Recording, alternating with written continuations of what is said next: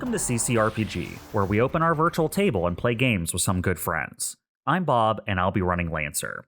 I'm joined today by Todd, portraying Astro Jamin. Greetings. Chuck, portraying Evelene Bolick. Hi. Jeremy, portraying Dyne Starseeker. Heyo. Jay, portraying Steve Starling. Hello. The last time we saw the DBC crew, they were preparing to move down to the planet proper of E2705 and explore the mysterious site 70.106. Their time may soon be up to make their moves. Simultaneously, the transhuman council member, Doc Grosser, has grown suspicious of their involvement, and a security breach may soon bring the inquest to the system to investigate. We return to our pilots in the hull of a pod ship, rattling with the sounds of alighting into E2705's upper atmosphere. All of you are in the main body of a pod ship. The ship has just broken the very top of the atmosphere of the planet below you. The door to the cockpit in front of you slides open, and Forvian Crow walks out. All right, divers. Pool's almost ready for Adult Swim. You got your battle rattle ready to go? I got my bathing suit on. You getting wet? I'm just trying to go along with his analogy. Okay. My battle binky is ready. Ooh. Forvian walks over, checks a few things on the hull of the ship, make sure things are strapped in properly of the cargo. He seems to find everything good to go. He's like, it's a bit of a different experience piloting one of these solo. I'm used to having a co-pilot. Don't like having to do all the in-flight checks myself. Yeah, it's a lot of extra focusing, I imagine. Appreciate you doing this. Nah, it's fine. The boss says it's important.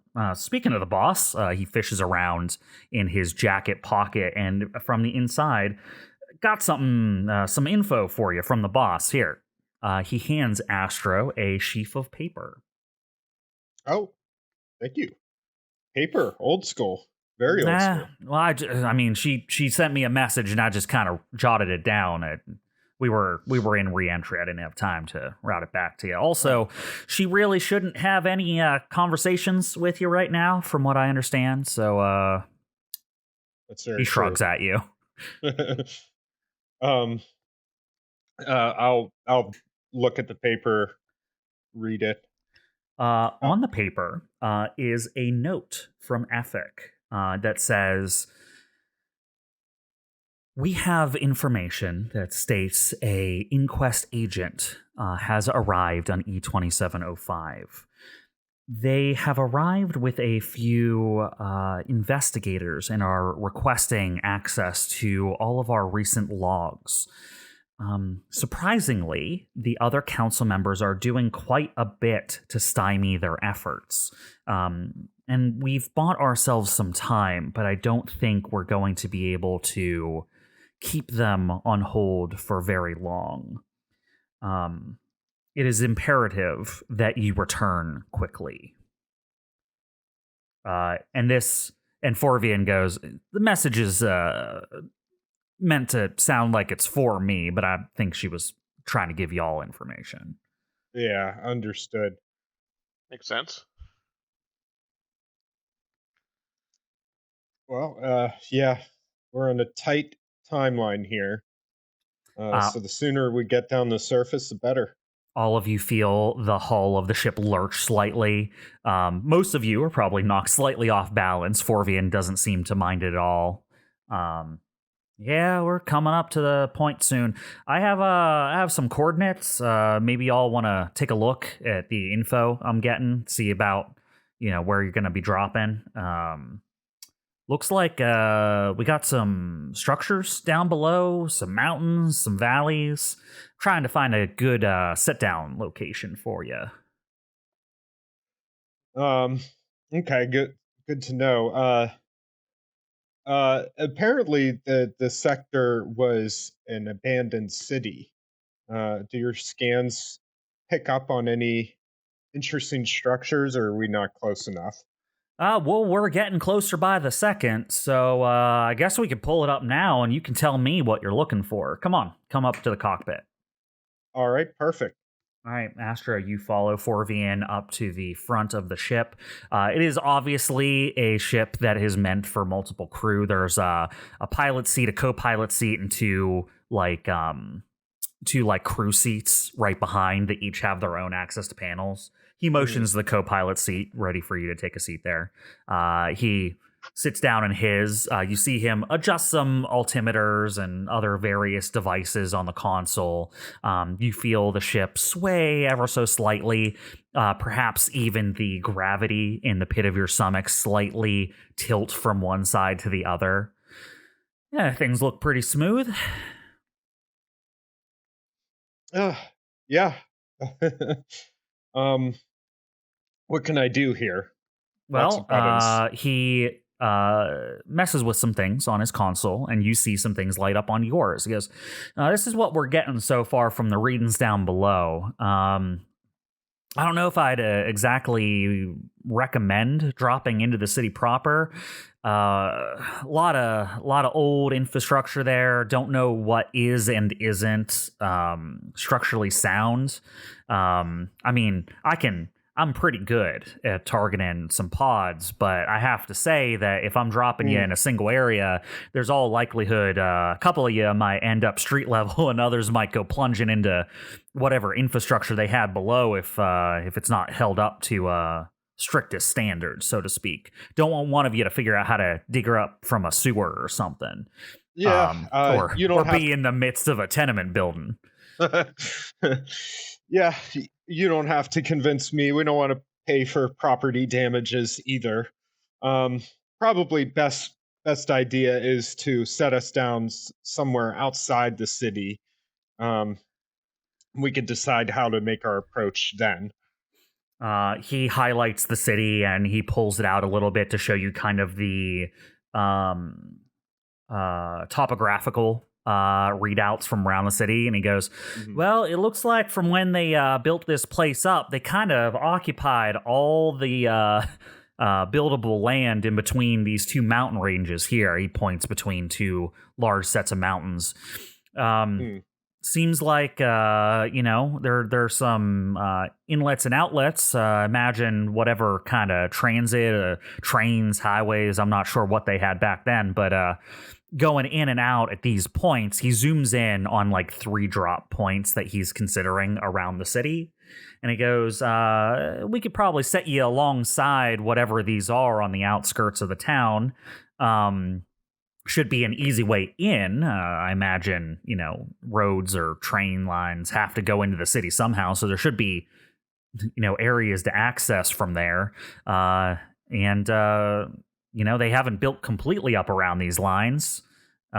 He points to the various mountains all over the place. He's like, I'd recommend not drop it on the mountains themselves. We don't have any records, what kind of setup they had here. Don't even know if they built the city into the mountains themselves. Could very well fall into someone's ceiling, if we drop you on the cliffs. My recommendation, either land next to one of the freeways or train lines that go into and out of the city and make your way in from there. That sounds good. Do any of these ingress points, like train lines or highways, do any of them tunnel through the mountains? Well, yeah, but you'd have to come in on the other side of the mountains to have access. They built right up to the mountain edges, right? So he zooms in on one of the mountains. He goes, like, you see here, like, if you came down on the other side of this mountain, you could travel a few days and get through it, and come out on the other side. I don't think we have that kind of time. Yeah, so he looks at like an area of the valley that is just south of the city. Yeah, Chuck. There is a tunnel near us that is very much what I'm describing. He looks at a valley south of the city and goes, well, this would be a good point. You could come up from the south. Looks like there's some entryway down there. Don't know what was south of the city, but doesn't look like anything's built up down there. And it looks like a place out east of the city, too, you could use. Depends on which way you want to come at it. Don't know exactly what you're looking for down there. Which of these places would be the least conspicuous, in your opinion? Don't know what's down there. So, I mean, depends on where they have eyes. I guess we just got to take a guess. What are you looking for exactly down there? We don't completely know either. Something shady's happening down there. Well, we know they're sending a lot of resources there. We're there to figure it out and disrupt it. Let me send you some info then. Your screen lights up with all the readings Forvian is getting from his ship. If you wish, you could make a pilot check to determine if you can find out more than he has access to. Okay. Let me see. I want to investigate.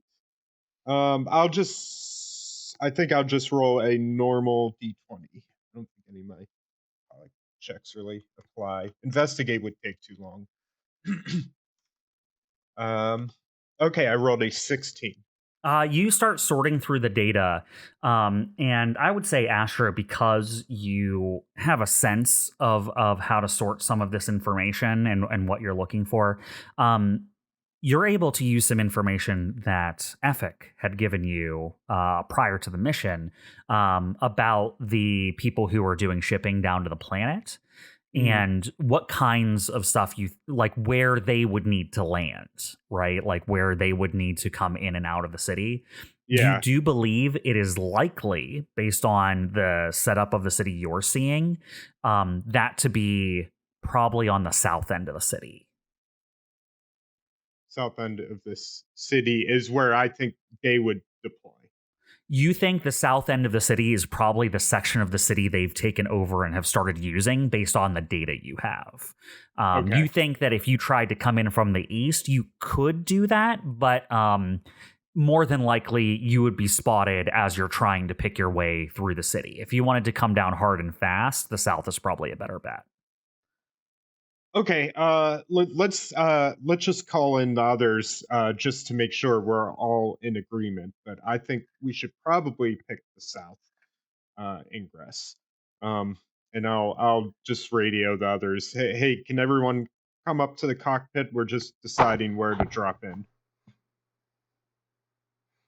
Right there. Alrighty. Yeah, on our way. Once they get there, I'll point out the two spots, and I'm like, so I think they're probably building up the south section of the city. We could try to come in from the east if we wanted to, maybe approach by stealth. It would probably be difficult. We'd probably still be found out since we have to go through the city and we don't really know what the environment is like there. Or if we just want to come in hard and fast, guns blazing, we could land directly in this south ingress point. I think we should just, time is short. We gotta act quick and decisively. I vote for the south, but I want to hear everyone's opinions first. I mean, I wouldn't mind a little bit of time to sort of get our bearings, but I guess, as you put it, time is not exactly in our favor right now. Yeah, we pretty much have to get in, get out, because the moment we start this, we're going to be put on the, the shit list. Pretty much. We're already on the shit list, but another shit list. There's no way we're getting out of this without burning our bridge. So, the stealth option could catch them unawares, but we're not. There's no way we're disguising this. We've gone rogue. Will be the story.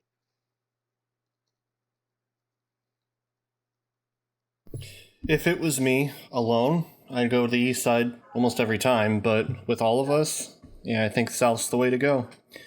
Dang, I wish we had more pods to drop. Forvian shrugs at you. He's like, sorry, this is all I got with me. Yeah, and I know. If we had more, we could put them at different parts in the city so they wouldn't know which way we're coming from. Yeah, well, it's all good. I don't think Prometheus would be very great at a stealth mission.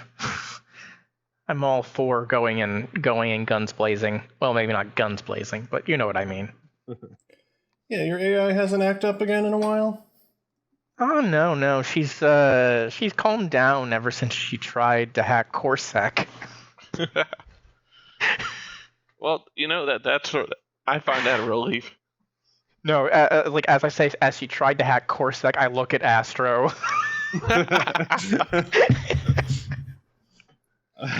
He just kind of shrugs, chagrined. Oops.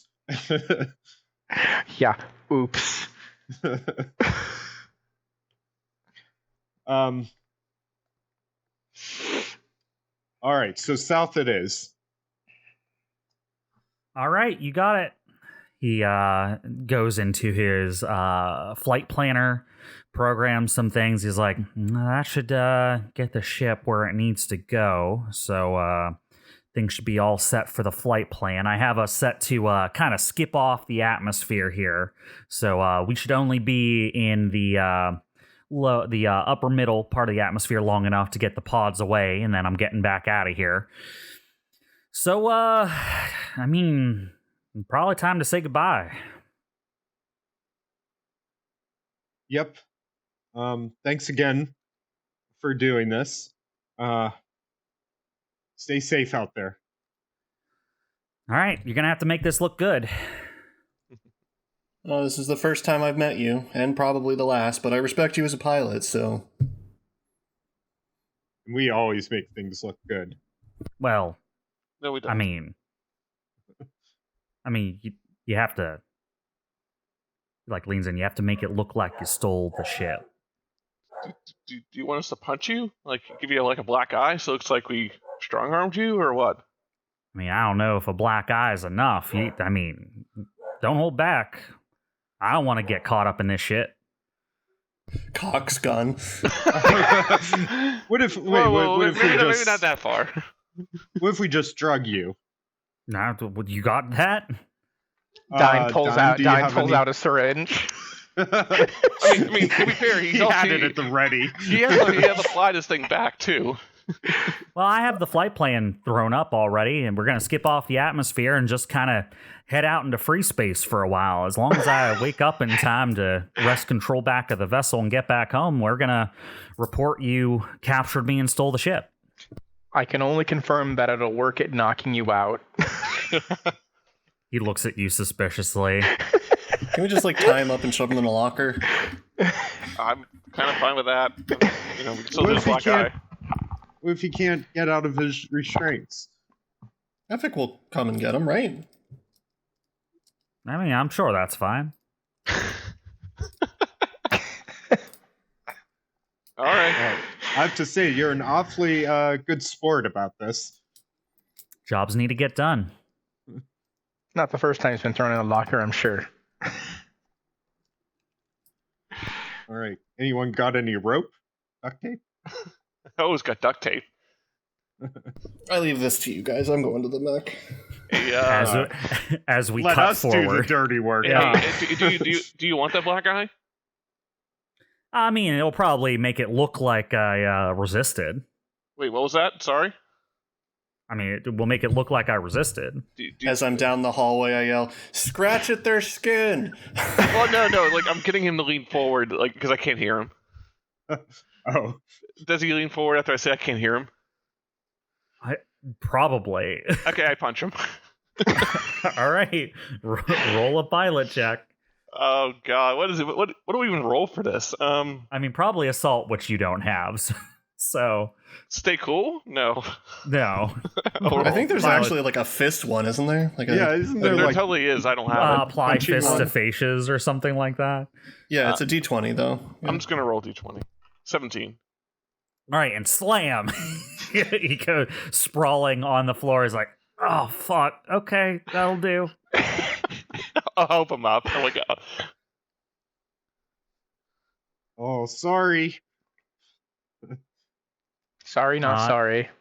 And from there, we'll move forward. The ship is now on its pre-planned flight approach. Forvian has locked into the system the drop location of the pod, so everything should be automated from this point out. You'll just have to get to your mechs and prepare for the launch. All right. All right, no problem.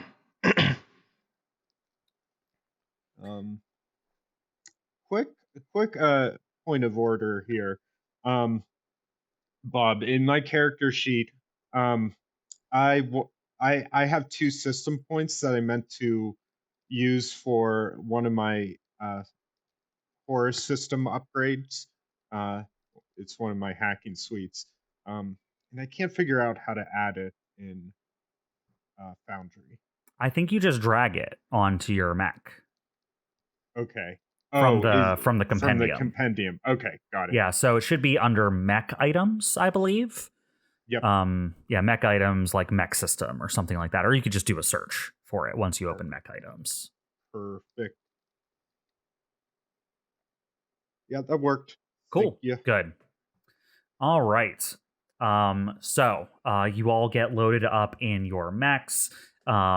For some of you who have mechs a little bit on the smaller side, specifically KESTRAL, the inside of the pod feels almost large, right? Like because this is sized for like standard size 1 or like a tight fit for a size 2 mech. As a half size mech, they've actually had to apply a harness to the Tweety birds to make sure it doesn't like rattle around in here.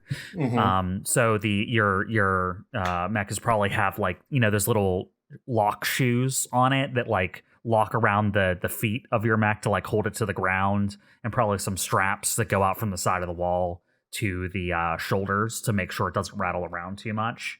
Mhm.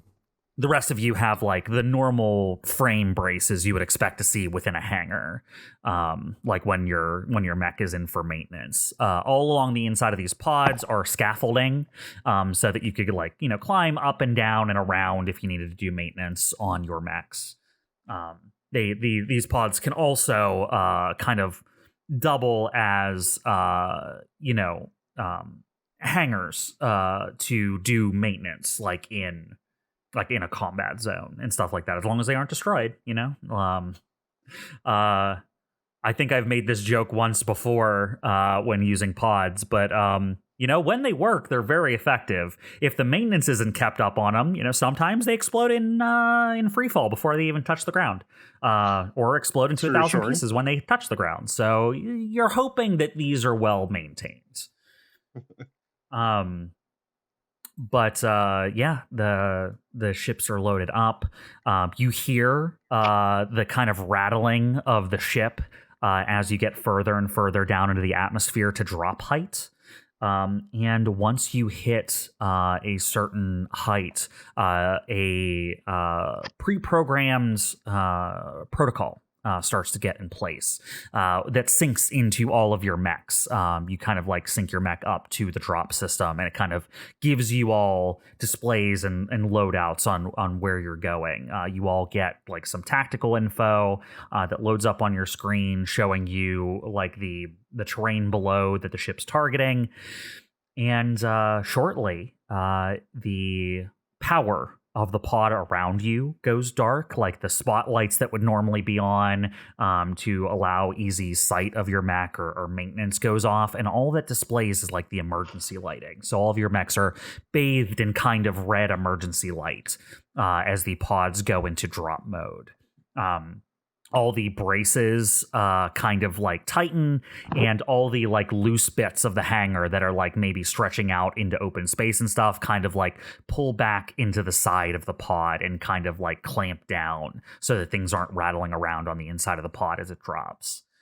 And then it is not very long before a countdown begins. And then each one of you on your screens independently sees a little countdown. 5, 4, 3, 2, 1. Drop. And all at once, all 4 of you hear the loud release of machinery as all of a sudden you can feel your momentum divorced from the ship you were once a part of. As the pods are released, the pods plummet down through the atmosphere of E2705, being buffeted by various forces.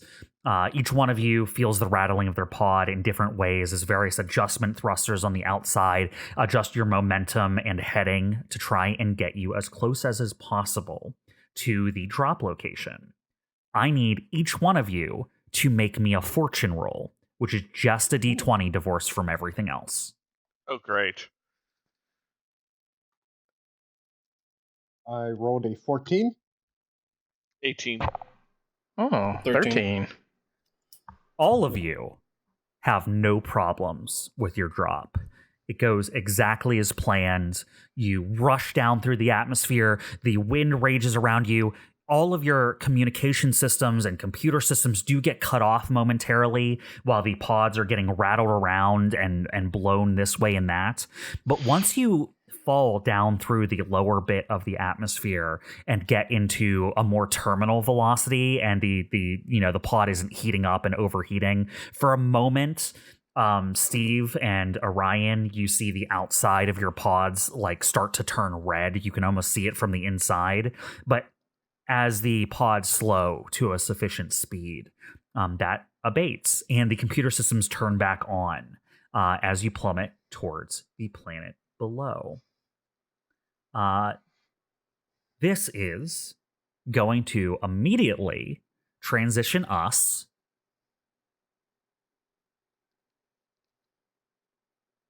into combat, because you are all detected as you fall down through the atmosphere.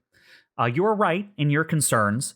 This base is on high security, and they are looking for anything out of the ordinary. So you are pinged. You see from all of your computer systems from inside your ships as they plummet towards the planet below. Someone has you. Someone has detected you. And it is too late to change course. Because all of you succeeded, you may place your mechs anywhere within the player deployment area at the bottom of the screen, and won't land at a random area on the map somewhere, which is what would have happened if you had failed. I have a feeling Orion and CHIMERA would like to fail. Yeah, I was to say, are you sure that's a bad option? I kind of wanted that. It would mean that you would probably be within range of all the weaponry at the beginning of the round. Well, yeah, I'll one thing shooting at you at a time is fine. 5 things shooting you at a time is probably not fine. I mean, I'll give you a heads up. I'm probably going to jump into a space where 5 things are going to shoot at me all at the same time, shortly. That's Watch out for that fine. flamethrower. Look, you don't joke about that. I mean, it's going to happen. It's just a matter of when. Oh, Yeah. What is the surface of this planet like, by the way? Is there, like, firestorms everywhere? So, or just around Evelene? Funnily, this is a thing that you get to luckily ignore because of the environmental shielding reserve that you've received. The entire planet's atmosphere is lightly corrosive. It is not enough that it would like tear skin from bone, so to speak, but is enough to be hardly weathering. It is like, what if a gentle dust storm was blowing at all times, 100% of the day? If you did not have environmental shielding, it would slowly erode away at your ship, your mech's stability, and would also interfere with sensors dramatically. But you have the things you need for it to not affect you.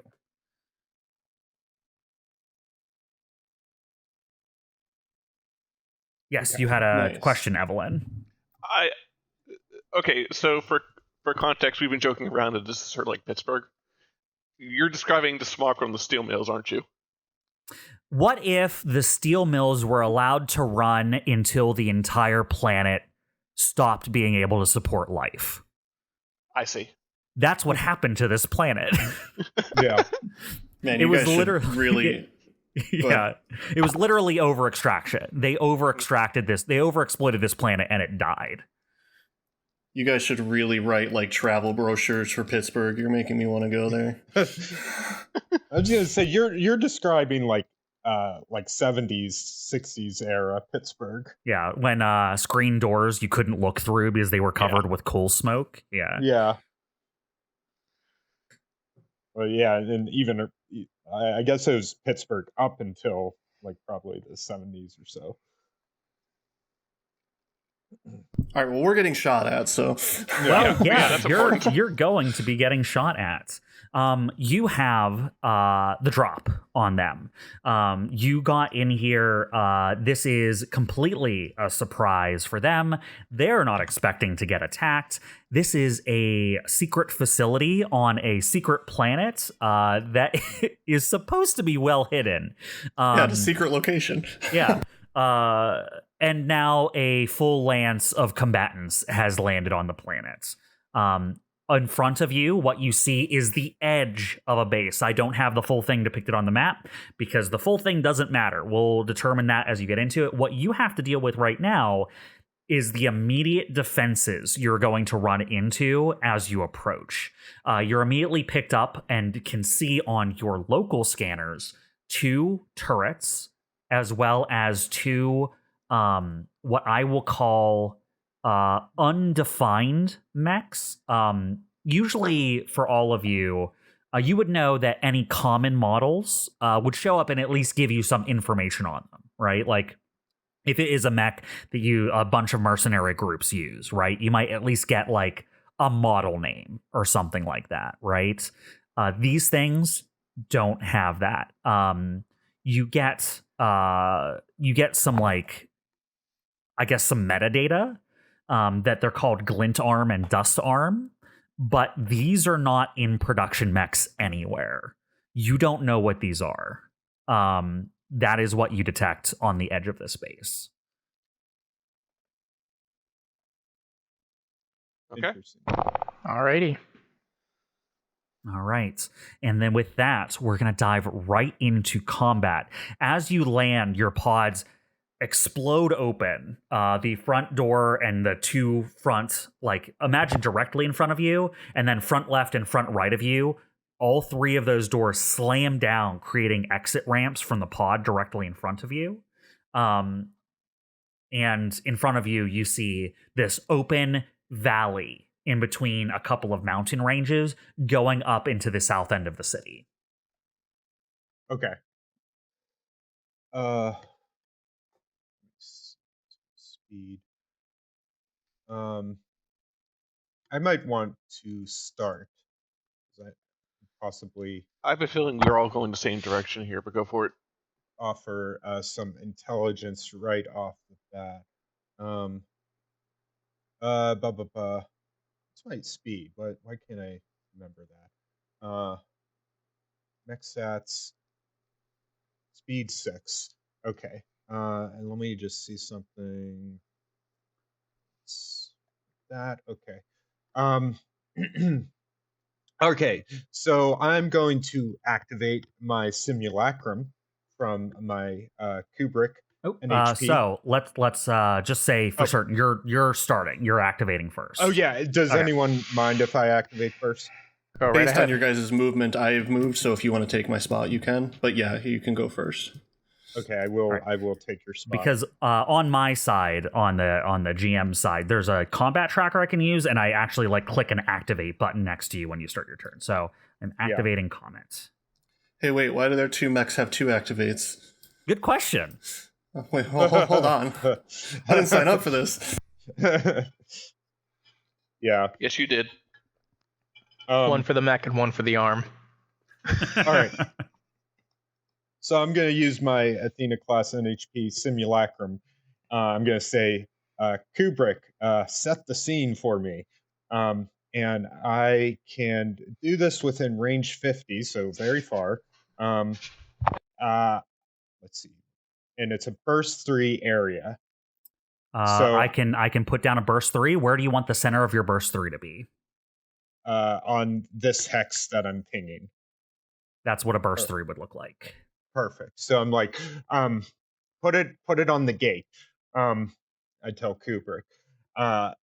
And so this one guy, is he the glint arm or the dust arm? That's the glint arm. Okay, glint arm is within it. So I do get some information. Right. Let me actually update their displays. I'm going to make it permanently display their names so that you can just see them more easily. Perfect. Yeah, there's glint arm. There. Dust arm. Cool. Okay, so I have full visibility within the affected area. I'll just go over the rules for this again. All statistics, weapons, and systems of characters within the affected area. Hostile characters within the affected area don't benefit from cover and can't hide or become invisible. Hostile characters that end their turn in the affected area receive lock-on and cease to be invisible or hidden. It lasts until the end of scene or about 30 minutes into the narrative. I can get some information on the glint arm. I would like to I know it's always annoying because there's like probably so much to go over. I'd like to first get figure out what its HP, structure, heat, and stress are. HP 13, heat 0 of 8. 0. Okay, I'm gonna write this down. 0, 8, heat, and structure and stress. It has 2 out of 2 structure and 2 out of 2 stress. 2 out of 2 structure, 2 out of 2 stress, and then evasion and E defense. It is E defense 8 and evasion 9. Okay. Evasion 9. Cool. And then what is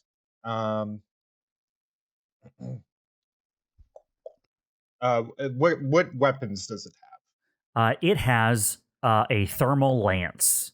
It is a accurate energy weapon that does some heat to itself whenever it fires. And you know that it is a build-up kind of weapon. So if it keeps hitting the same target over and over with it, they start to obtain burn, shredded, and slowed as well, the longer it keeps hitting the same target. Okay. Good to know. It's kind of like almost like, what if it's a mining lance? The longer it keeps it on a single target, it obliterates that target. Yeah. Interesting. Okay. What's its mother's maiden name? Yeah. Joachim? And what city were they born? Foslo. Okay. I can now log into their space Facebook. Spacebook. Isn't that just Spacebook? Yeah. Yeah, Spacebook. Yeah. Lose the face. That's actually the subtitle for Spacebook. Yeah. I mean, Astro played. So do you get all weapons and subsystems? Let me just read that. Look at that again to confirm. It is all weapons and systems. Yeah. All weapons and systems. So I'm going to give you some important notes about it too. Okay. Just because you might want to know this. 1, it has resistance to energy damage. It has a special shielding on it that deflects energy damage. 2, it has a experimental cooling module on it. So if it hasn't moved by the beginning of its turn, it loses all heat. It has a very efficient cooling system plugged into it. It has to not move for that to happen. No, so it's at the start of its turn, if it hasn't moved since the end of its previous turn. So as long as it hasn't moved since its last turn, like as long as no one pushes it or shoves it or anything like that, if it can end its turn and then start its turn in the same place it ended, all the heat is gone. Because basically between turns, all it's doing is cooling down. Super, super efficient. And then the last thing is, it has a big flash cone that it can do to jam a bunch of things in front of it. Okay. I will say, because you have run all these simulations on it, you would know that this is some sort of experimental model that you have never seen before. A lot of the subsystems you're pulling up and doing tactical readouts on are things that aren't available, right? Like these are things you would not be able to get a hold of yourself, and it would take a lot of resources to make even one of these. So this is something you expect like a well-resourced megacorp maybe to have a hold of, or you know what I mean? Like this is very obviously like probably prototype tech. Yeah. So Astro is going to share all the data with the other pilots and say this is some bleeding edge stuff we're dealing with. All right. Cool. So now he's going to move. He will move. Does it have armor, or did you answer that? It has 2 armor. Fuck. Okay. I'm going to move. Yeah, here. And I'm thinking for my second action, is anyone within lock on range? You have to be within 20. And when you lock on, do they need to be? They do need to be in line of sight. So is this turret in line of sight, or It is not. It is only 1 up, being on that platform, and there is a 3 tall mountain in between you and it. Okay. So it's at +1 elevation, and there's a +3 elevation thing in front of you. Okay. That's fine. I mean, I did move in front of that mountain for some cover, so I should expect that. In that case, I think I'm just going to boost to get a little closer. So I will move. Let's see. Wonder if I go like around 4, 5. No, I don't think that helps. Where did I originally go? Sorry, let's redo that. So 6 goes here, and then 3. I'll just go up against the edge of this little plateau here. Okay. Yeah, it basically turns the mountain into hard cover, because if you're adjacent to the thing that you're taking cover behind, you get hard cover. Yeah. Okay. That's it for me. All right. I'm going to click end there. And then I'm going to activate the other team here. Let me just check something. Damn, I was hoping we got a surprise round or something. Oh, no. Unfortunately not. Yeah, they're ready, I know. Mm-hmm. Hoping. Let's see.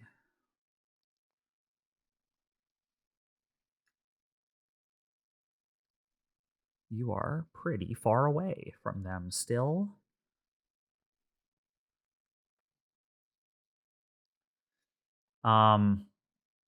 So I'm going to activate the rail turret to the west. That rail turret can still make you out, but because you are partially obscured by the plateau, you are going to have hard cover against it. Okay. Let me just double check to make sure. Unfortunately, it can't. You're out of sensor range for it, so it can't lock on to you. So that's good as well.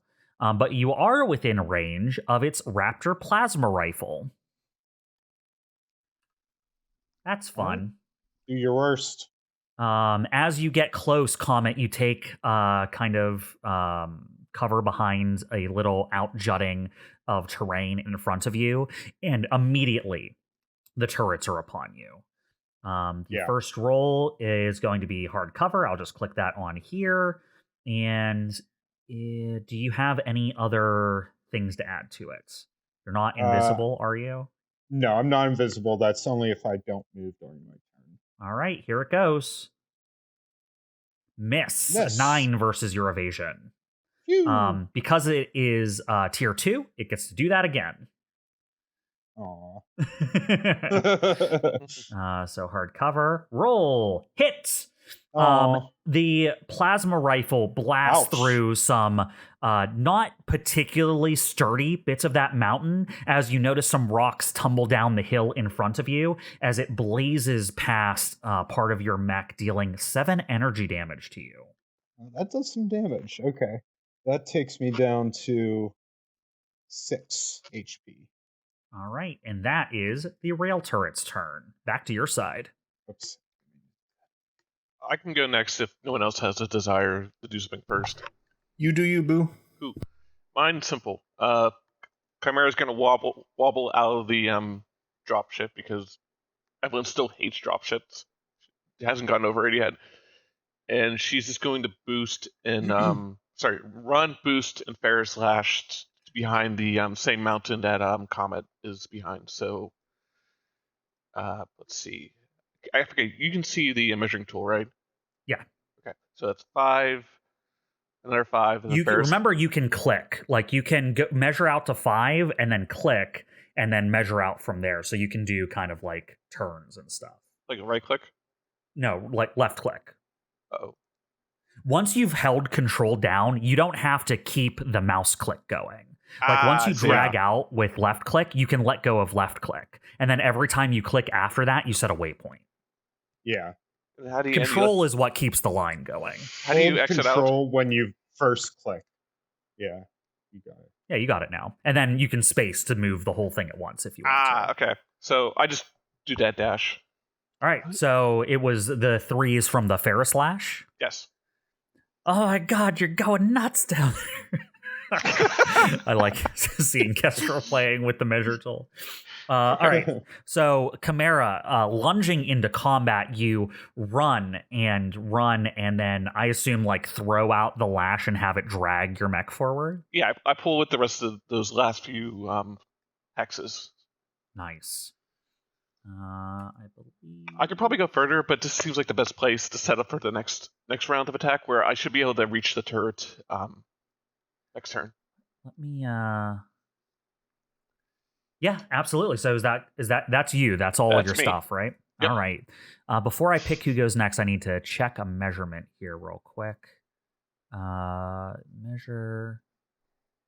Is there a way to measure from the corner of a hex? Because I want to see if it can see you at all.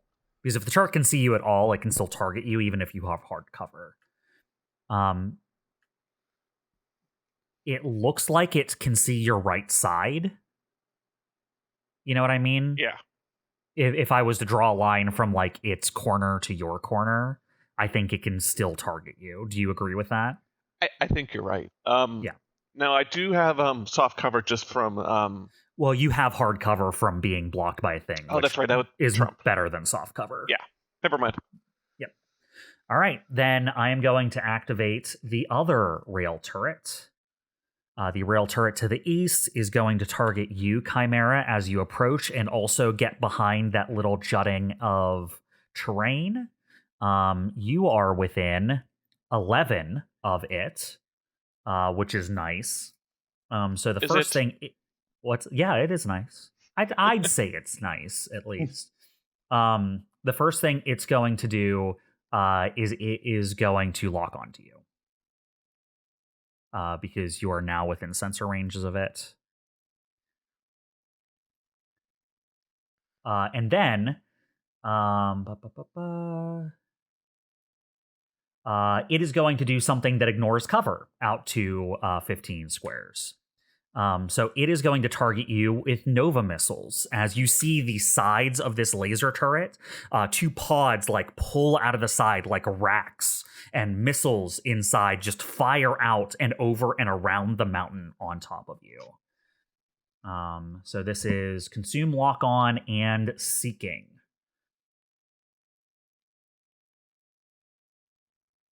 This is going to hurt, isn't it? 22 versus Evasion. Yeah, that'll hit. As the missiles climb around and over the cliff you're up against, they will deal 6 energy damage. Armor still applies, right? Armor still applies. Okay, yeah, then I'll be 4 damage for me. Okay, 4 damage. Very nice.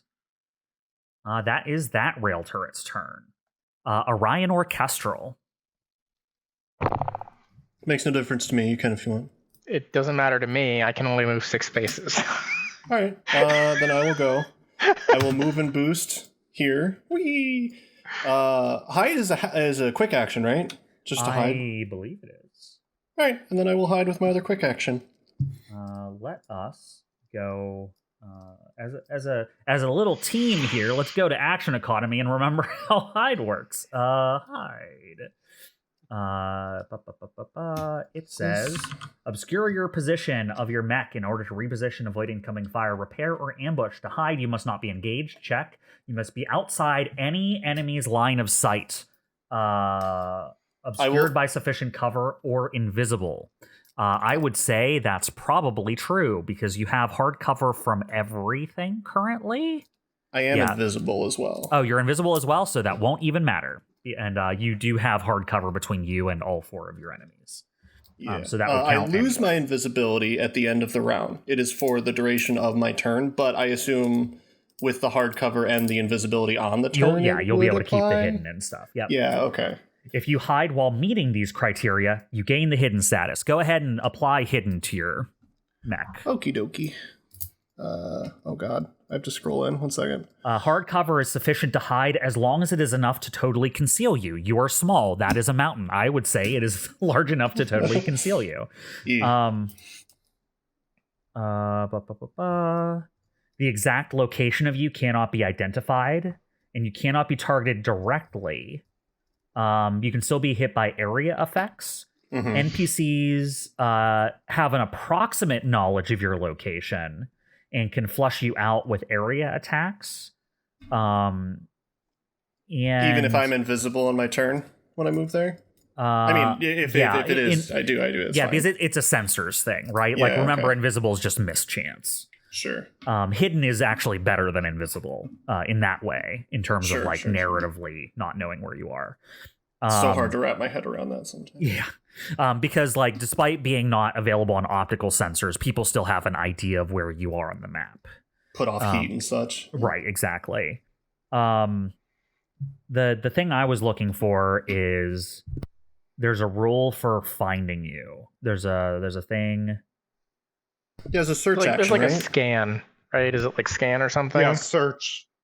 It's search. Yeah. And then this last thing is important for you. If you're hiding while invisible, you lose hidden when you cease to be invisible unless you're in cover, which is why it's important for you to be in cover right now. So you did your turn perfectly. I just wanted to refresh us on how all this stuff works. Hold on, say it again. Search. Look for a hidden target. Yeah, so they can spend a quick action to search for you. If they succeed, you lose hidden. So they have an action they can do to try and take hidden away from you, basically. Sure. I mean, if I use a quick action, there's whatever. All right. Anything else, Kestrel? Nope. All right. It is back to their team. I'm going to... Ooh.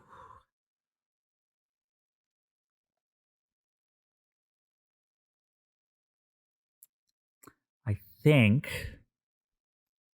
I'm going to activate Dust Arm. Dust Arm is going to... He's going to activate... this is interesting. He has 2 giant tanks on his back, like gas tanks or fuel tanks of some sort. A flame burns out the bottom of these gas tanks as he leaps into the air. He's going to move and boost, and while he is boosting, he can fly. But it's still I really only like the idea of 2 Panzer tanks on his back or something. he is going to move 2 and then 2 to get up on the same elevated platform that one of the rail turrets is. And then as an action... Oh, he doesn't even have to do... That's just a thing that auto happens. He still can do something. Hold on. He's better than I remember.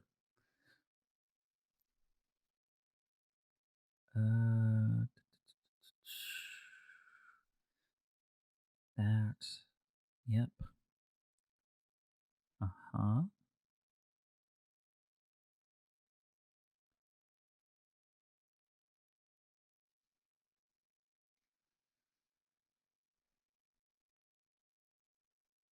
I think what he's going to do is look at his sensor range real quick and realize it's useless in this situation. So he's moved and boosted. He can do one more thing. He's going to prepare. He's going to prepare one of his weapons. That will be his turn. Orion, you are up. Oh, right. And at the end of his turn, he automatically gets to do Fire Break Shield as you watch him burn a line into the ground for a 4-space line that is 4 spaces high of just pure fire that he lays into the ground. Oh, this again. Yeah. You guys like this, right? No. This is a thing you enjoy. Not at all. Where does the line go? He is drawing it now. Ah, sorry. There, you can see that, right? Yes. That's not as bad as I was expecting to be. Okay. Oh, now I want to edit the line I have, not draw a new line, please. Please? No, bad. I forget how to edit drawings that you already have on the field. You should be able to just like click and drag, right? You would think so, but I can move it, but I'm having trouble changing its length. It won't let me click on the end of it to move it around more. I'm going to redraw it, is what I'm going to do. Yeah, so it covers 4 spaces. There we go. Okay. So there's a little bit of space on the edge for me to wiggle my way in.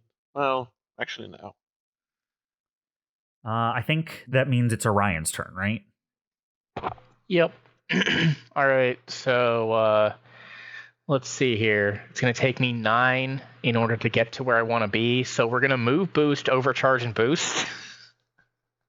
Nice. Because I can only move 3 at a time. So, yeah. Yep, that's how I use my overcharge. Did you need wheels? Wait. Slow boy. Is there... There we go. Nice. All right, 1 heat for you. It does All right. auto-apply that heat to your page, so Yeah. that should be taken care of for you. That's you, All right. Orion? That's all I got. All right. Then I am going to activate the Glint Arm. The Glint Arm has decent movement, I think. Yeah, it will move and boost. Move. Does it want to stay inside the simulacrum? Nah. It's welcome to it. It says it wants to come right at you, is what it wants to do. And actually, it wouldn't like that. Let's move back.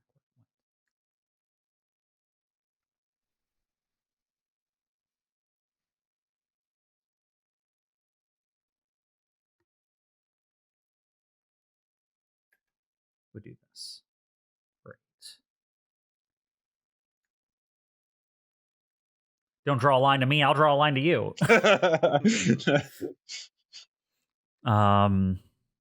Its sensors are 10. So it moved and boost, and it's locking onto you, Comet. Okay. And that is his turn.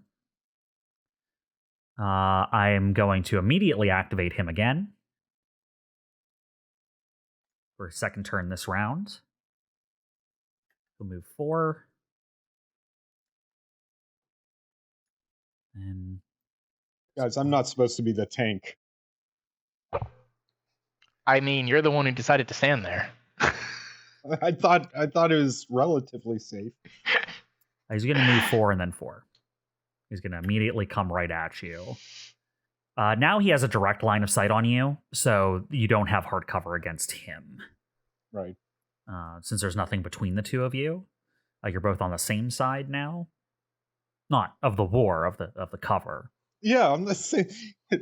He's converted to our side. You watch this machine that you've examined the stats for just kick into overdrive, and you imagine whatever pilot they've got in there must be a cut above the riffraff that you sometimes face, because they are making it dance, so to speak, as evident by the 2 actions that it gets to do, the 2 activation it gets. As it rushes forward towards you, you see that it quickly locks onto you, and as it slides to a stop just around the cover on you, it is going to target you with its thermal lance. Do you have any kind of cover from other things? I don't. And you're not invisible, yes? No. All right, here we go. Consume lock on. A 20 versus Correct. evasion. Yeah, that will hit.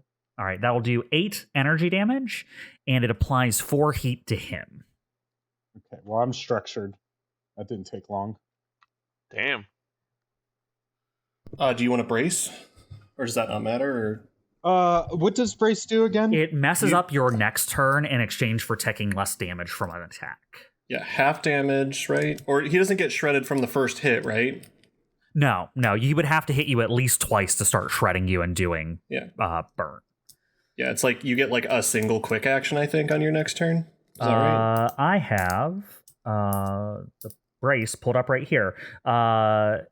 Reaction: once per round, you are hit by an attack and the damage has been rolled. You count as having resistance to all damage, burn, and heat from the trigger and attack, and until the end of your next turn, all other attacks against you are made with difficulty.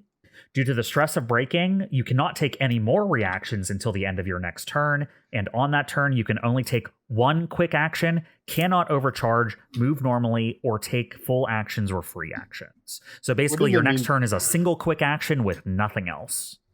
Okay. Move normally just means standard move. Okay. Yeah, you can still boost you as can your boost, single yeah. quick action. Yeah, exactly, like Jay said. Right. Okay, I will brace. I don't think they have a brace button, do they? It'd be cool if they did, but I don't think they do. That's fine.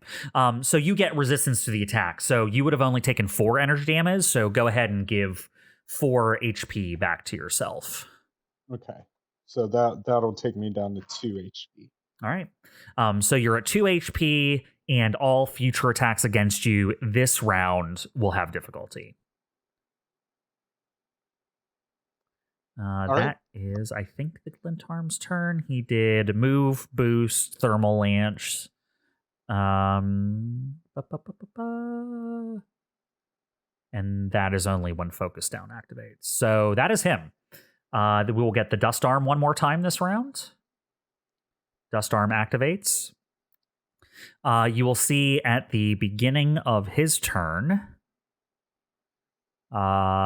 he is going to let that Firebreak shield fall. Did that disappear for all of you? Yep. Yeah. Mhm. Cool. It just it's funny. On my screen, I can still see it. It's just red when I turn it off, so I didn't know how it looked on your side. And then he's going to do his move and boost again to move out another 4. jumping down off the platform with the turret.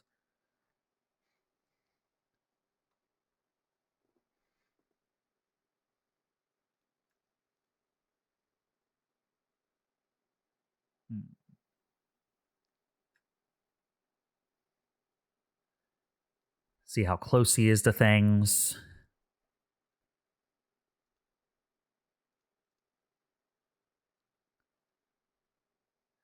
He is going to lock on to Chimera, who is now within sensor's range. And at the end of his turn, he creates a new firebrick shield.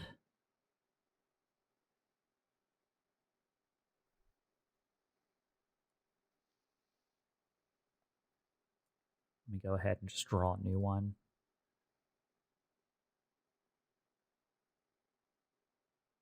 Can you just pick up the old one and move it? Yeah, but it's not diagonal like I want. Oh. Draws it this And if way. only you could edit these. Yeah, I know, right? There, he drew his new firebrick shield. All right, that is the end of the round. Moving to the next round, it starts with your team. I'd like to go first. It's up to you. It almost doesn't matter because you're still braced, but... Yeah, that's true. No, it only lasts till the end of the round. So Oh, I we've thought already Bob started said the new round. you had resistance until... Till the end your of the next- round. Oh, the end of the round. Oh, I thought it was your next turn. Until the end of your next turn. Oh, okay. Yeah, you have it's not resistance, it's just +1 difficulty to everything until the end of the turn. Right. Resistance from that so attack. the resistance is only from that single attack. The difficulty is for the rest of until you act next. Okay, I think I'd still rather Yeah, for sure. go because I can do a few things to protect myself better than that brace would. Yeah, go for it. So I have one quick action, right? Let's activate you. You have a single quick action and nothing else, basically. Okay, so I'm gonna do construct false idol. Choose a free space within sensors and target, either yourself or an allied character within sensors. So I create a decoy of myself in the chosen space. Anytime someone tries to attack me, they must make a system save, and if they fail it, they have to attack the false idol instead. So let me see where I want to put it, because this false idol can benefit from cover, but it does have to be within line of sight in order for an enemy to attack it. Is this spot here in line of sight? Yeah.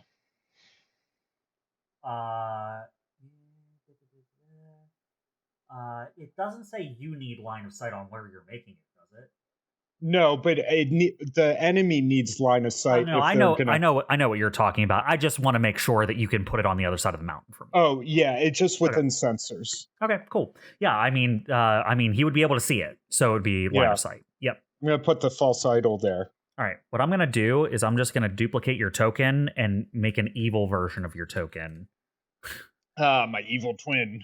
Oh my gosh, it's Shadow Nam Redux. Yeah, I'm gonna go in there and just change the tint color to be gray and shadowy. Oh no! There we go. All right, cool. That's it for me. I do become invisible now because I haven't moved. All right, go ahead and apply invisible. Oh yeah, I could do that myself. Okay. Sweet. Oh, why are these icons so tiny?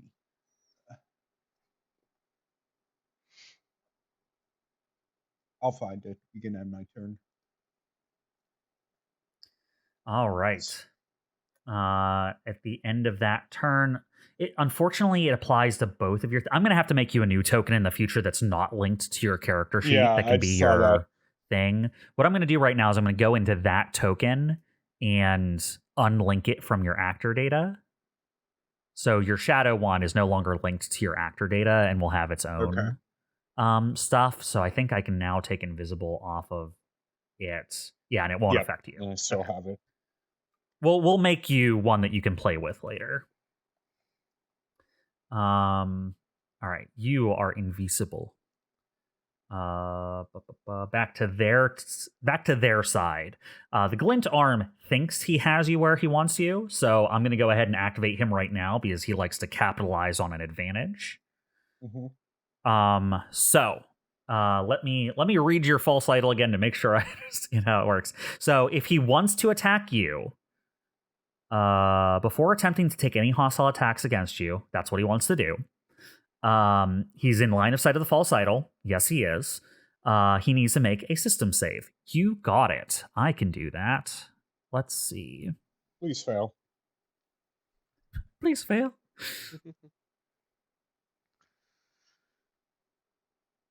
I want to make sure he doesn't have any. What's your passives system that save, affect COMET? this. Yeah, what's your save target? Let me tell you. Where do I find that information? It's on mech stats. Yeah, it's just on your main 13 sheet. 13? Cool. Yeah. That's a pretty good save target. All right. Yeah, I don't think he has anything that modifies this. So it'll just be a system save. Yes. No, he Yeah. fails. Yeah. A 5 versus your 13 will get fooled by your false idol. So he, in the way this works is he believes the false idol is true, right? And by the way, the false idol actually has its own stats. At least it has 10 evasion, 10 E defense, and 1 HP. Okay. That's more than Orion for evasion. You're right. Before 10.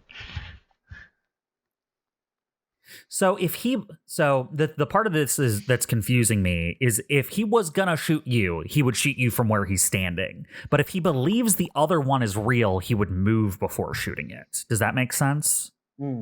Yeah. Because he wouldn't just shoot from where he's currently standing at a thing on the other side of a mountain from him. Right. It doesn't really make it clear in your ability, but I feel like he would move towards the false comet and try to shoot it. Does that make sense? That makes sense, yeah. Okay. So on his turn, believing your false idol is real, he's going to take his movement, which is 4, to get on the other side of the mountain with his target. Believing he has located you, he's going to target the false idol, and we're just going to... I'm not going to target anything. I'm just going to roll it flat because your false idol doesn't have the right stats on it right now. Right. So he's going to activate his thermal lance against it. No cover, basic stuff, clicky. That would be a 12 versus evasion, so I believe he hits it. That will hit, and that the false idol dissipates. And because he hadn't moved in between his turns, he went back down to 0. Now he's up to 4 again. In terms of heat. Oh, right. Yeah, because he does the heat thing. Can I borrow his tech? Yeah, I know, right? You might have to completely redesign your mech. That's true. But he does blow up the false idol. Is that right, COMET? He does, yeah. All right, because if it takes any damage, it dies. Yeah. All right. So that is his quick action, is to fire his thermal lance. He can't do that again this round, but he does destroy the idol and realize he's been fooled. And then... You've been bamboozled.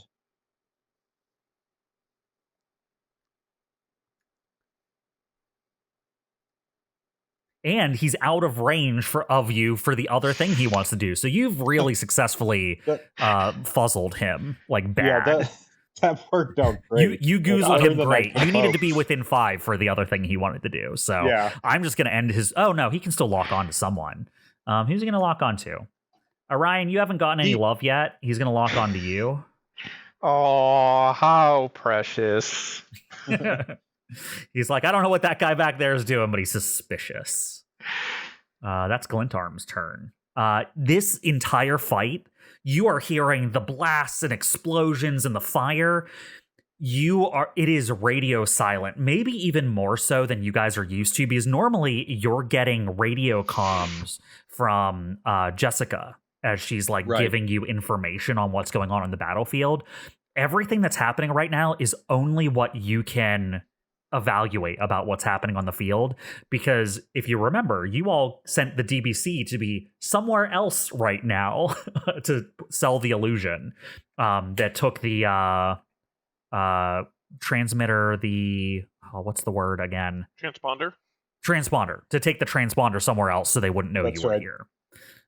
So yes, this is an eerily silent minus explosions and gunfire kind of fight. Back to your side, Orion, Kestrel, or Chimera. So I kind of have half a mind to make a beeline straight for the eastern turret. I don't know if I'd be able to take it down in one shot, but at least, like, if I'm in melee range, it probably would have difficulty making attacks, right? I'm not the leader. I don't make strategic choices for us, but wouldn't it make sense to gang up on, like, one guy that's maybe out of position that all of us could hit? Like the glint arm? Like the glint arm? Yeah, I would like that was my other idea. Yeah, I can do that too. I was going to start firing on him because he wanted to know what I was doing. Yeah, do you, Chimera, but this battle we might need to focus stuff, and, you know. Yeah, I mean, no, I that makes sense. Yeah, I can beat on the glint arm instead. I can also fire on the glint arm, so it's up to you. Do you want to go, or do you want me to start firing? I don't have a strong opinion. All right, I'll start firing on him because he decided to lock on to me. I wanted to tell him what I was doing. Yeah. All right, so we're activating Orion. Yeah. Here we go. Cool. I'm gonna move my massive 3 spaces to get glint arm in line of sight. Totally. So he has no cover. Yep. Then we are going to barrage. I know he has energy resistance, but still, we're going to start with the heavy patterned laser rifle. Have no other bonuses, so we're just going to roll it. I didn't target it, but I rolled an 8, so that probably misses. An 8 will not hit the glint arms evasion, no. Okay. So I will take 3 heat, putting me at 4 out of 10. And this time I targeted it, so we're going to follow up with my integrated prototype weapon. That time I hit with an 18. An 18 definitely hits. For 5. Nice. And how is your prototype weapon set up right now? What does everyone see when you attack with your prototype weapon?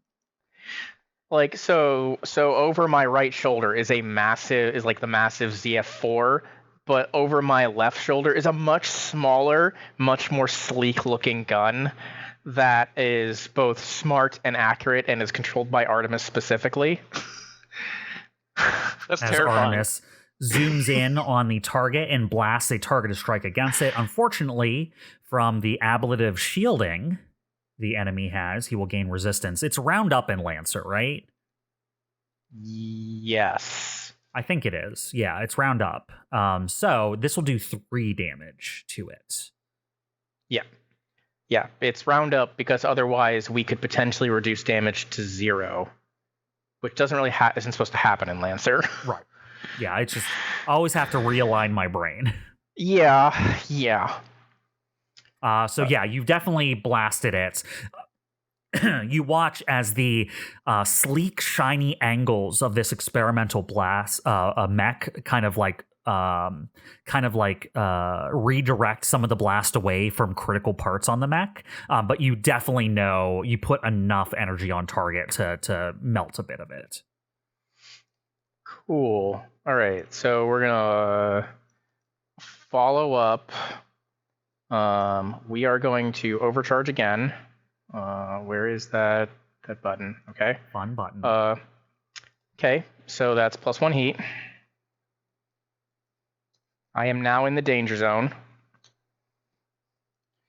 We're going to follow up. Is he still targeted? Yes, he is. With another heavy pattern laser rifle. You got it. See if I can hit him again. I rolled a 9, which actually a 9. hits. Yeah, actually hits his evasion. So in addition to taking 8 energy, which I know is halved, and 3 burn, since this is the first attack I made while in the danger zone, he takes +2 heat and an additional 2 damage. Let me check.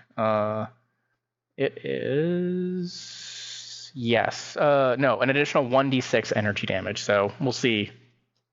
All right, so first I'm just gonna do each of these pieces in order. So first, he takes 8 energy damage down to 4, right? Mm-hmm. So that brings him down to. I hate to Yeah. bring this up, but doesn't he have armor? He does have armor. Thanks for. Okay, so it's 3 because reminding me. armor takes that out first. Yeah, I need Yeah. to go back because armor first. So the first attack did 5 down to 3, which would do 1 damage to it. So the original attack did 1 damage to it. The original attack should do 2 because 2 you round damage up. to it. Yes, you're right. 2 damage to it from the original attack. Come on, buttons. Okay, and then thank you.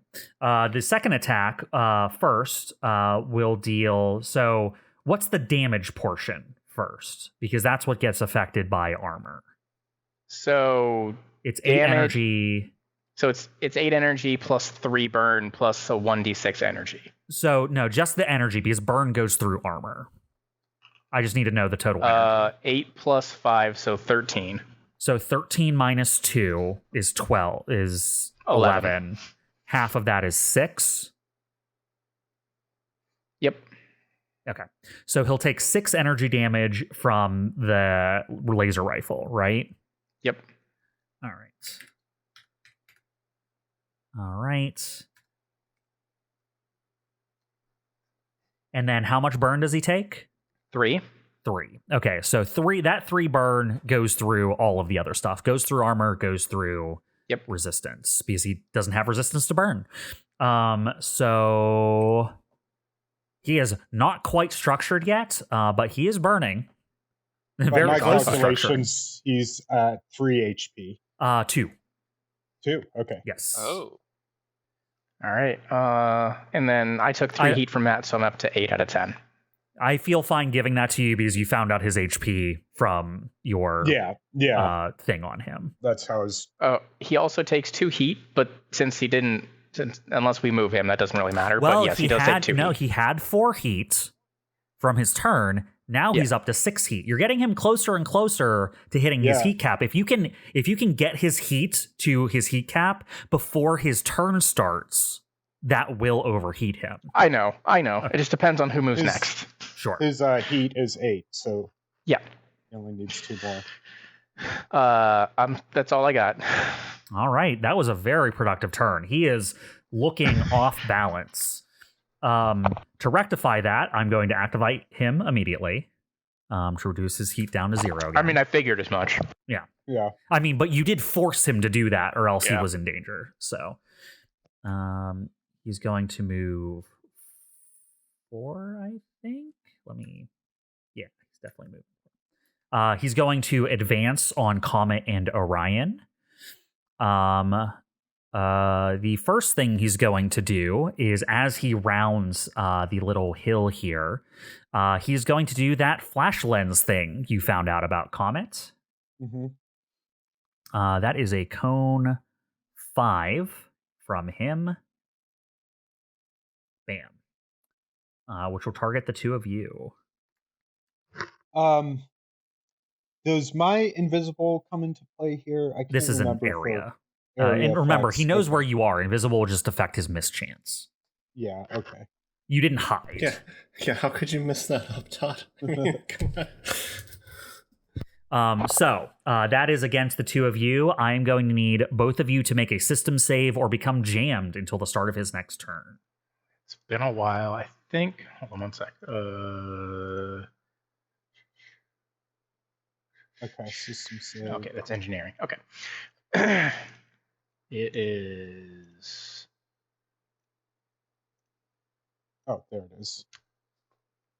Actually, wait. We rolled the same. I don't get to use this that often. I just need to double check on something. I'll tell you right now that isn't enough to beat his save target. Yeah. I figured. I know. There's something in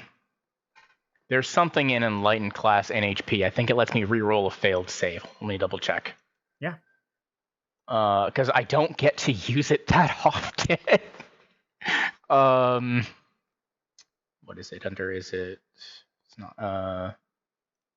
It would actually be under your loadout because it just gives you the Enlightenment class at HP, and then you actually have to install it into your character, I think.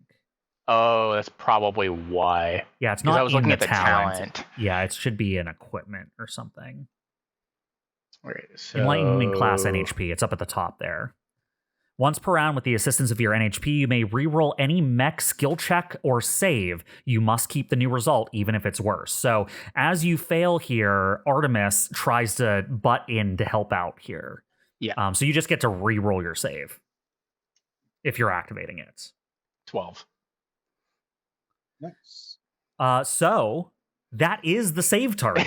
Nice. 12 is Glintarm's save targets. In fact, you would know this because this is one of the things that Astro would know from doing the thing from it. If there's something, Astro, that you want to know about the Glintarm during the course of the fight, I will just tell you because technically you have a readout next to you in your cockpit. Right. But yes, 12 just succeeds. So you are not jammed. But Comet, unfortunately, you receive jammed until the start of its next turn. You just got jammed.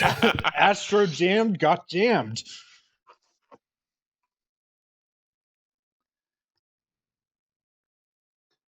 Let's see. I'm supposed to do the jamming. There, I'll put jammed on you.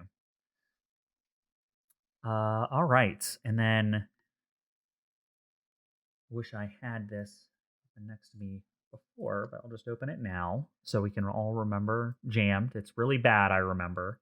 You can't use comms to talk to people. You can't make attacks other than improvise attack, grapple, and ram. You cannot take reactions or take benefit from tech actions. So your entire systems are fucked up right now. It's a good thing he used his attack this round. He's already acted this round. Well, he's only moved and used a system. He still has his other action, his other quick action. Well, I'm an Astro. Oh, yeah. Oh, yeah. Because, unfortunate for you, Comet, now he knows where you are and you're jammed. And because you can't benefit from... Oh, I guess you're... I think your invisible might stay. Yeah. It makes it's odd to me that it would, but the thing that makes you invisible isn't a tech action, is it? No, it's a passive. It seems to me like things that are still in effect would stay effect, just new inputs into the mech wouldn't be registering, right? Yeah, I think you're basically just locked out. So you're just stuck standing there invisible right now, but you are invisible. Yeah. Well, that's good. Yeah, that might save your bacon with what's about to happen. So now that he has you in his sights, he's going to retarget you, the real one this time, with his thermal lance. Roll that invisibility. Yeah, I have invisible selected, so it should auto roll this for us. Miss. It is the invisible that saved you. Thank Yeah, the invisible rolled and zeroed out his attack. So he does try to hit you with that, but is unable to get a lock on your exact location. Comet, I imagine you're sitting at the controls. Nothing's working. Kubrick is like buzzing, but like not able to form sentences for you. The readout that you have on what he's able to do is like all fuzzy and unreadable on the screen next to you. And your just normal optical sensors out the front, you see a little light appear in his giant thermal lance cannon that he's holding with two hands. And it fires, and for a second you brace because you can't do anything in your mech. But then it flies up over your head and then just cuts this large swath out of the cliff that you're right up next to. Yeah. And you like look around at your mech and like, no, everything's okay. Everything's okay. All right, KESTRAL or CHIMERA? All you, man. Okay. I just need to figure out one thing real quick. So let's see if I move. Hold control. Yep, as soon as you drag the line out, you no longer have to hold left click anymore. So if I circle like that.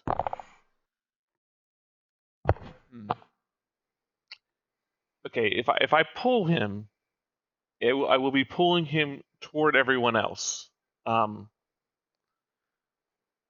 mean, he's got like some big cannon. I don't know that he's that great close up, but yeah. So my plan is to circle the mountain. So the turret is the mountain's between me and the turret, and then pull the glint arm toward me so that he can't get his heat clearing thingy, and I can attack him. Well, I don't think he has any heat now. He has 4 heat. Uh-huh. He just used a thermal. Yeah, he did. Oh, that's right. Yeah. That's Whenever right. he uses his weapon. That's like the downside of that crazy weapon. He just has tech to balance it. Okay. If there's no objections, I'm going to do exactly what I just said. Bob might object, but he doesn't really get to stop it. Yeah, I'm not taking part in the decision-making process here. I'd like to think that there's like a group of people that watch us and just want us to fail the entire time. They also probably object. Just rooting for the megacorpse. Yeah. Right? I don't know why, but that'd be really funny. Okay, so they're the people who like Jojo. Jojo Mark. Jojo Mark They do stands. the Jojo Mark path. Yeah. Okay, so I'm going to circle the mountain, and then I'm going to shoot my grapple arm at the glint arm and pull it toward me. All right, and go ahead and pull that up so we can see the rules. Yes, sir. Cannot memorize that thing. Just going to remember where that is in my character sheet so I can drop it. It should be under your equipment. Yep. Mech loadout. Ferroslash. It's right under your jump jets. I dropped it. Okay, there we go. Choose a character within range 8. They are not allied. If they're hostile, they must succeed on an agility save or be pulled 5 spaces. The movement ignores engagement and doesn't provoke reactions. All right, cool. What is your save target? My save target is 14. And this is agility? Yes. Really? You have a 14 save target. That's awesome. Let's min-max and strength, I'm guessing. Maybe. I forget what increases save target. Is it engineering? Because it makes sense you have really high engineering. It might be. I remember I did something to make sure that was high, but I don't remember what it was. It's been a while. Yeah, I think it's your hull systems or engineering. It might be hull, actually. I might be hull. Yeah, because my engineering's actually not that high. Hull is huge. I'm having trouble. There's agility. I was having trouble finding agility. Boop. Boop. Yeah. 5. Suck it. Ooh. All right, so it is pulled 5. What direction do you pull it? Toward me. All right, that's not super hard. Are you going to pull it like through your allies? Are you pulling it like here? You know what? Let's do it right here so the allies can attack it. Because what I'm going to do is I'm going to do a melee attack, and part of my I forget what part of my kit says I can move 2 spaces before I attack. So I'll skirmisher. Is it? I think so. Yeah. It is skirmisher. You're right. Yeah, I mean, hopefully you just finish him off this turn. I doubt it. I'll structure him. Oh, he has 2 structure. Yeah, I don't think I can structure him twice. So you have put everyone in engaged. Yeah. And then it's okay. Love that, engage means nothing to me. I'm going to overcharge to put Hunter's Lock on that. I'll put the description for that, but it basically just means I do 3 extra damage if I land a hit. And I'll get 1 heat for that.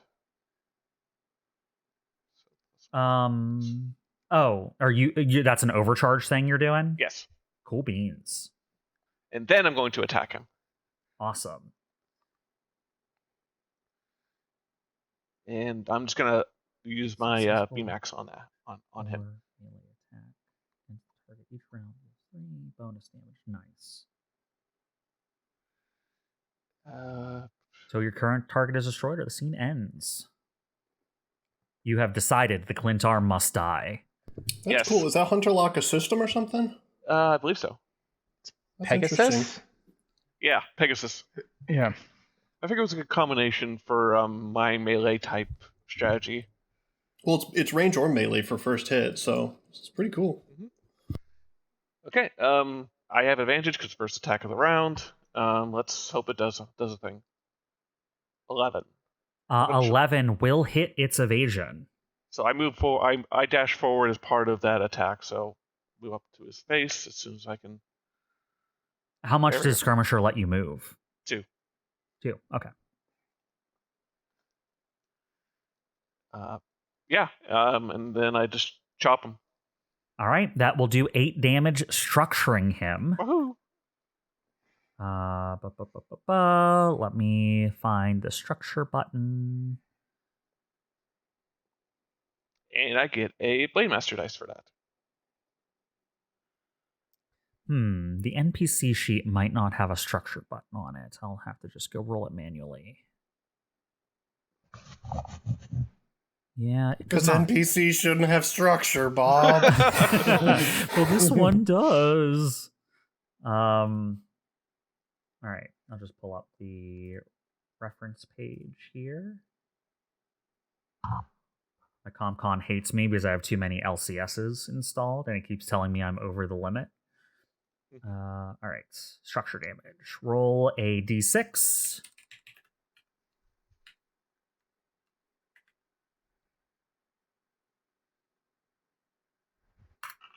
A 5. On a 5 or 6, it is glancing blow. Emergency systems kick in, stabilizing the mech. It becomes impaired until the end of its next turn.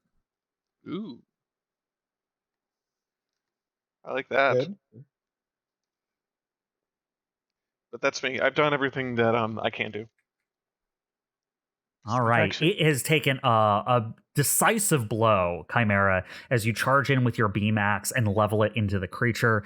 You see as it kind of like burns through and smashes some of its ablative shielding as you pull it away. There is definitely some systems exposed now. And its heat doesn't reset either. Yeah. Very true. Yeah.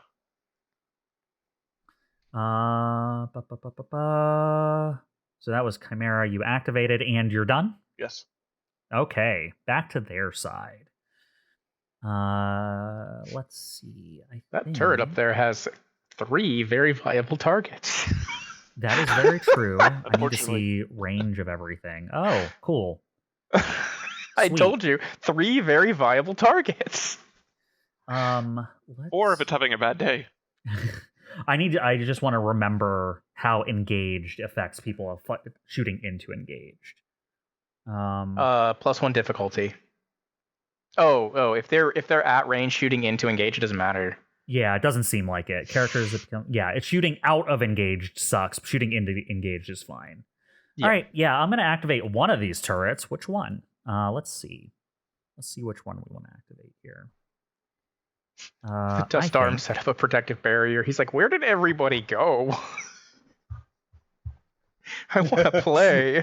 No one wants to play with me.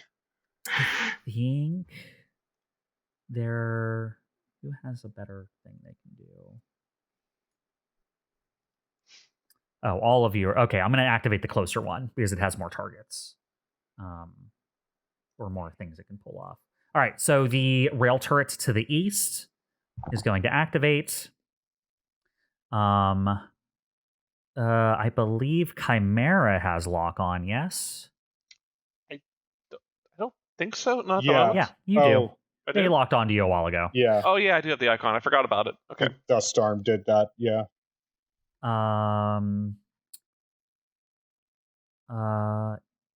Although it knows that its friend did a lot of damage. That's what's been communicated back to it. So actually, Chimera, no problem for you. Comet, it's going to use lock on you.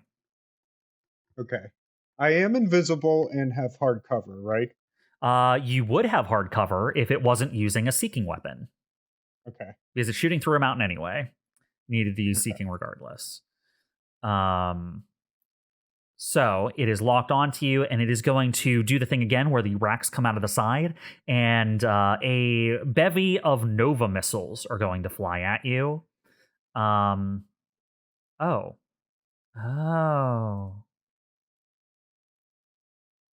This is also a blast weapon. Oh, that's got to hit his friend. Yeah, it's not going to target Comet then. It's going to target between Chimera and Comet. It gets to attack both the people it wanted to attack.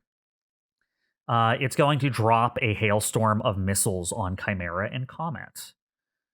I think it will use its lock-on both of you. Seeking. Targeting Blast 1. Did that already. How do I tell it to use the thing?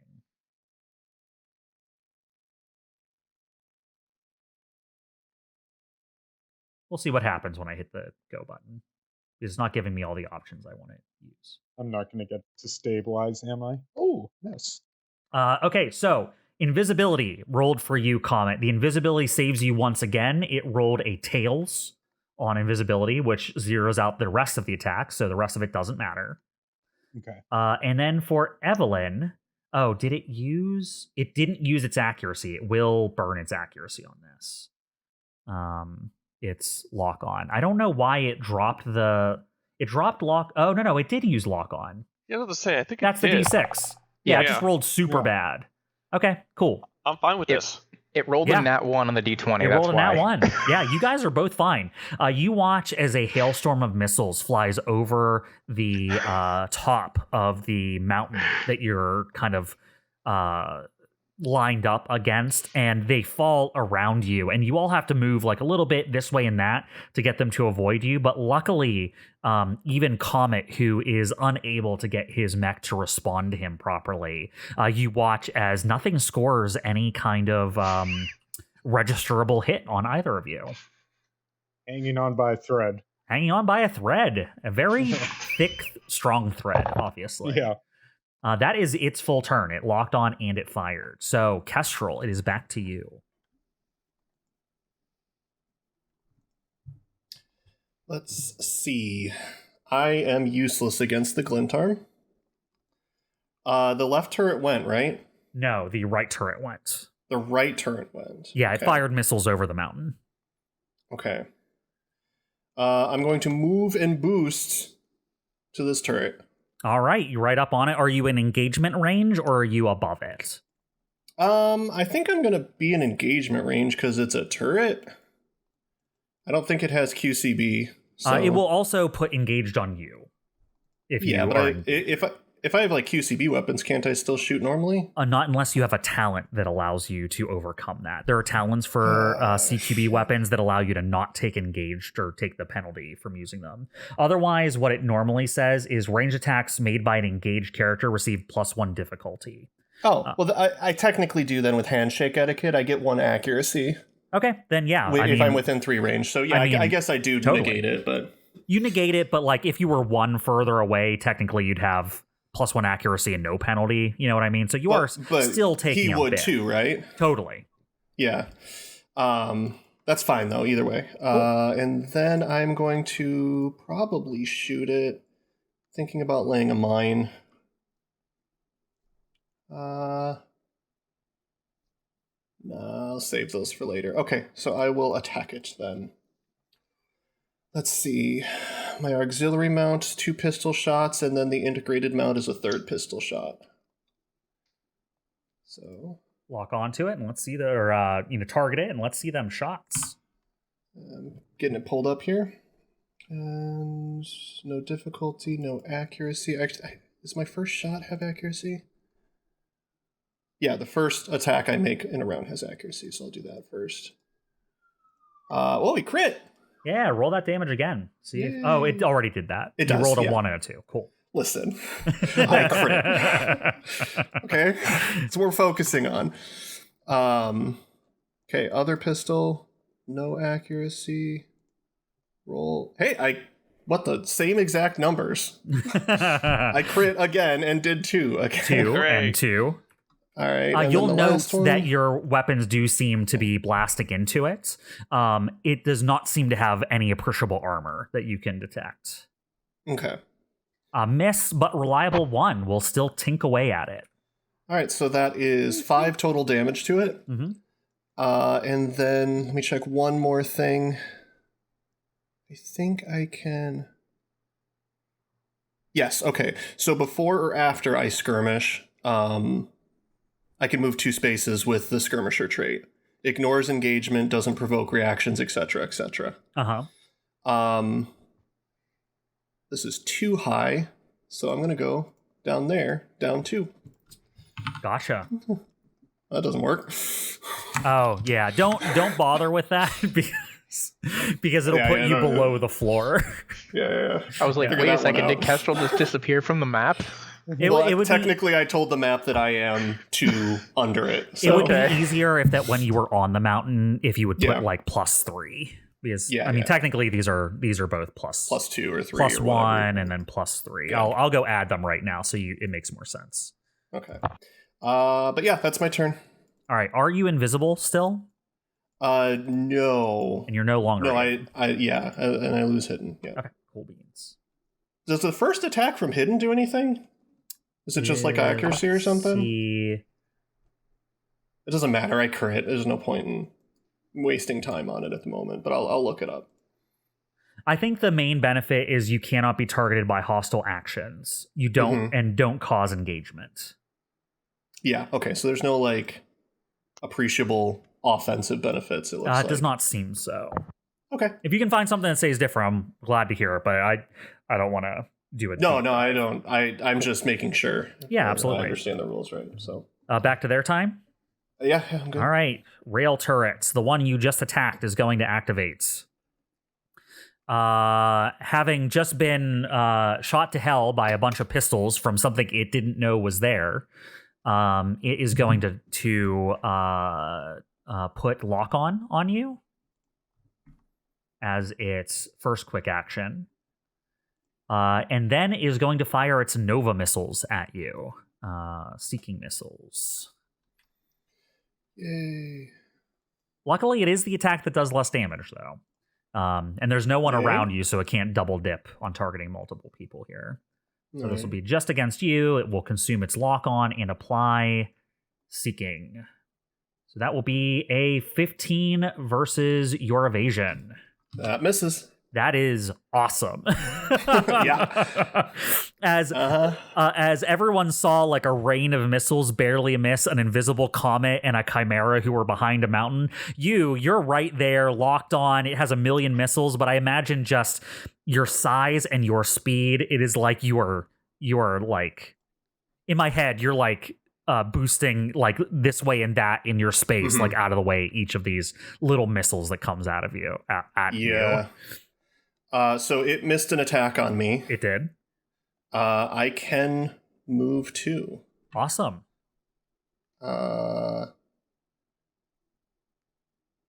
Could I move there? Unfortunately not, like because that wall is too high. If the wall was 1 high, I'd say yes, because you can move above the wall and then behind the wall, but because it's too high, we go by whichever height or horizontal is longer. So it would leave you on top of the wall if you did that. Right. Next question. The trees below me, am I small enough to fit in them with any kind of cover? They are thickets. They are like dead thickets of thorny. They're basically like, let's say difficult terrain. If you were like, I don't know, if you were pushed off the hill and fell into them, for example, you would have to like fish your way out of them or fly out of them. Otherwise, while inside of them, I believe, let me check the things here. I think you have a status effect while you're in them. It is... you're impaired while you're inside the thickets. All right, well, I'm just going to stay here then. Okay. I'm happy where I am. Okay, cool beans. That is the rail turret. Now we're going to activate the dust arm. At the beginning of its turn, it's going to deactivate its fire. And it is going to... First turn is going to... move and boost a whole 4 spaces.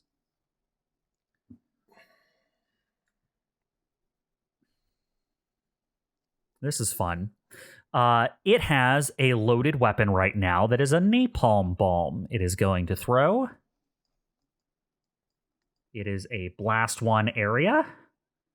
So it is going to drop it next to Chimera and Comet. Of course. And neither of you have lock on it can use. It is arcing. Fired over obstacles. Don't require line of sight. Comet, you will still receive cover from this. Okay. Because hard cover still gets affected by arcing weapons. Good. Let's see. Come on, roll of tails, though. Yeah, and you're invisible still, so that might, it might not matter anyway, but yeah.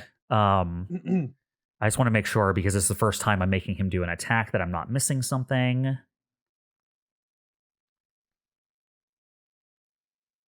No, that is everything for this attack. Okay, let me roll it up. So Chimera, this will be a 12 against your evasion, and Comet, your invisibility zeroed it out again. The invisibility is paying off in spades. Yeah, it sure is. And Really yes, is. oh look, Chimera's on fire. You know what?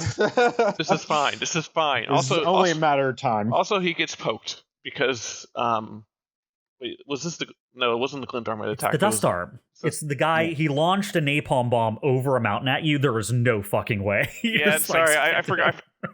My brain associated glint arm and dust arm as the same thing, and I forgot that different guy. But so you're gonna get arcing on your spikes, man. Yeah, just get arcing on or seeking. Yeah.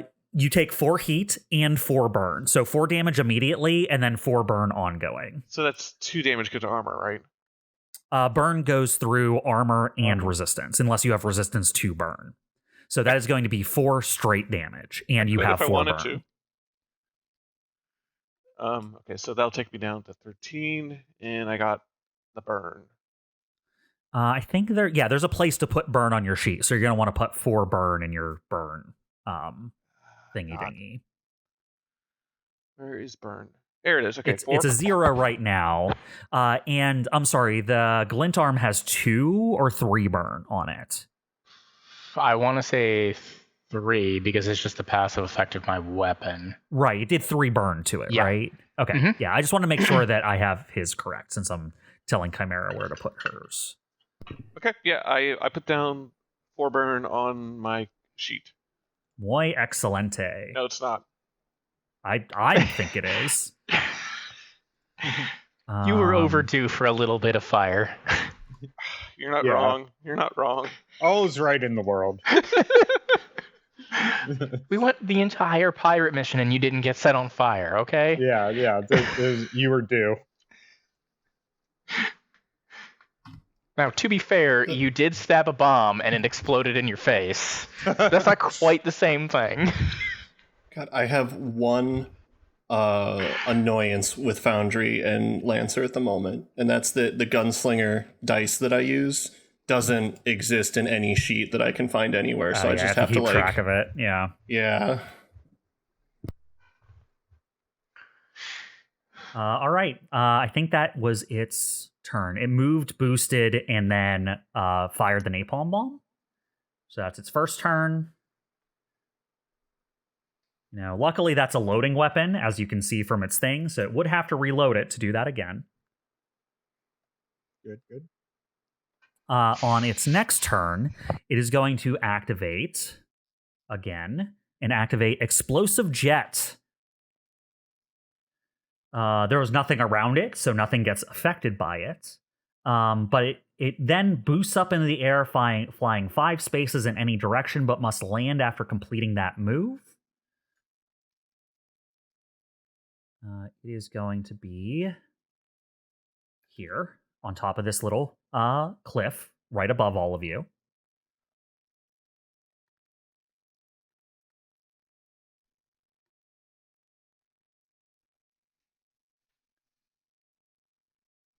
And then with its other move, it is going to fire a flamethrower down on top of you.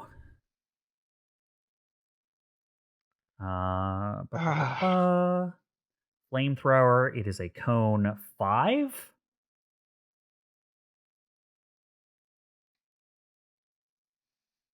And it's going to target Chimera and Orion. Okay, now he's in poke. Well, I don't know how height applies to this because, like, on the map from here, he is within 3. But height might make a difference here. Yeah, he's 3 up in the sky, so he's still within range of it. If he's 3 up, does it affect Orion at all? I thought about that, and I'm going to say yes. That's why he didn't try to position to get someone right next to the wall like COMET. Because it expands out as a cone, I'm going to say he can hit Chimera and Orion. Okay. Yeah. Or else he would just back up one space and fire it from there so the cone's even wider to hit Chimera and Orion. But I think if he's aiming it down, he could easily aim it in such a way so a cone hits Chimera and Orion.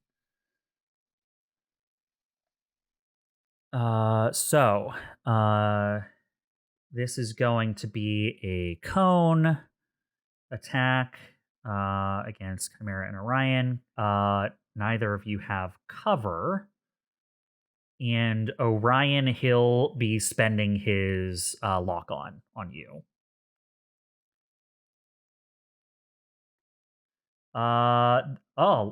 Lucky for you, Chimera. Woo! So that's a hit on Orion and a miss on Chimera. It would do double burn if anyone had already had burn. Ooh. So you do not take 8 burn, Chimera, but Orion, you do take 4 damage immediately and 4 burn ongoing. Cool.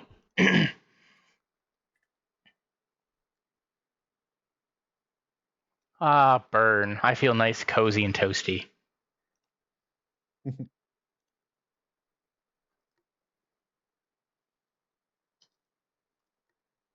All right.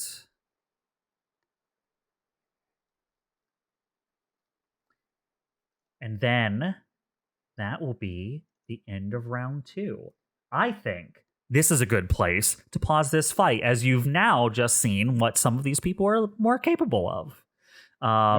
They have some fight left. They are aware of your presence. You've both gotten some good licks in on both sides. And it seems like they have some tough operators here on this base that you're dealing with.